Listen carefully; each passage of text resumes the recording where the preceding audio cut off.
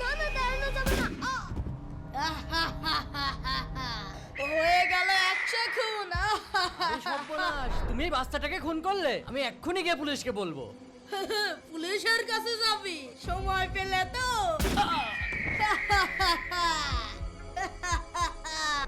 আরে আমি তো 101টা খুন করে ফেললাম। এবার তো মনে হয় আল্লাহ আমাকে আর মাফ করবেই না। এটা আমি কি করলাম? হুজুর হুজুর দাঁড়ান। কি হলো? হুজুর আমি এই হাত দিয়ে 101টা খুন করেছি।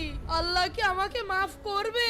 শোনো বাবা, 100 কেন, 1 কোটি খুন করলেও ওই আল্লাহ তোমার মাফ করার ক্ষমতা রাখে, কিন্তু শর্ত একটাই, মন থেকে তওবা করতে হবে, আর জীবনে কোনোদিন এই কাজ করা যাবে না। হে আল্লাহ তুমি আমাকে মাফ করে দাও। আমি এত খুন করেছি আল্লাহ, আমি তওবা করছি, এই কাজ আর আমি কখনো করব না। বাবা কেঁদো না, আল্লাহ অবশ্যই তোমাকে মাফ করবে, তুমি যাও। ঠিক আছে হুজুর। আরে কি হলো? আরে বাবা কি হলো? আরে আল্লাহ, এ তো মারা গেছে।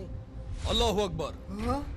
আল্লাহ এই লোকটাকে জান্নাতের মেহমান হিসেবে কবুল করেছেন। সত্যি আল্লাহ ওকে মাফ করে দিয়েছে? মন থেকে মাফ চাইলে আল্লাহ তাআলা সবাইকে মাফ করে দেন। ও, দাদুরা মনে রাখবে, তওবাকারীকে আল্লাহ পছন্দ করেন। নিজাম ডাকাতের জন্য এখনো লাইক করো।